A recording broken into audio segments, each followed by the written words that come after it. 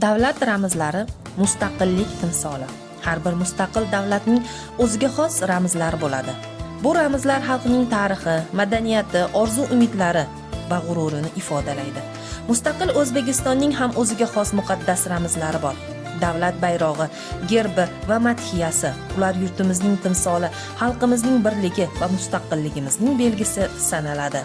Shulardan eng go'zal va eng faxrli timsoli bu O'zbekiston Respublikasining davlat bayrog'idir. Har safar bayrog'imiz osmonda hilpiraganda yuragimizda faxr, g'urur va vatanparvarlik tuyg'usi jo'sh uradi. Chunki bu bayroq ostida xalqimizning tinchlikda yashamoqda.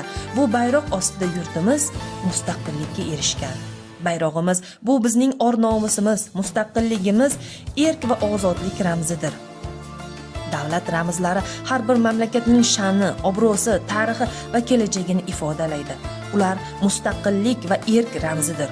O'zbekiston Respublikasi mustaqillikka erishgan kundan boshlab o'z ramzlarini yaratishga kirishadi. 1991-yil 18-noyabr kuni O'zbekiston Respublikasining davlat bayrog'i qabul qilinadi. Shu kundan boshlab har yil bu sana yurtimizda bayram sifatida nishonlanadi. Bayrog'imizning yaratilishida xalqimizning qadimiy madaniy an'analari, tarixiy ramzlari inobatga olingan. Undagi har bir rang, har bir belgi chuqur ma'noga ega. Chunki bayroq bu oddiy mato emas, balki xalqning ruhi, g'ururi va birdamligini ifodasidir.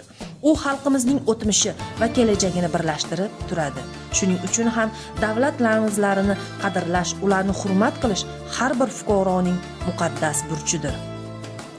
O'zbekiston Respublikasining bayrog'i dunyoning turli burchaklarida, xalqaro uchrashuvlarda, musobaqalarda, chet eldagi elchixonalar oldida hilpirab turibdi.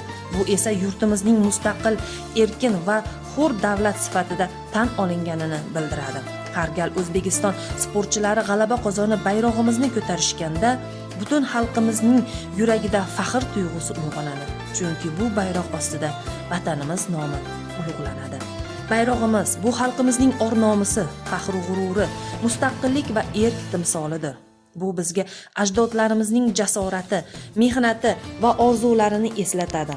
Har bir o'zbekistonlik bu bayroq ostida tinchlikda, baxtda va birlikda yashashdan faxrlanadi.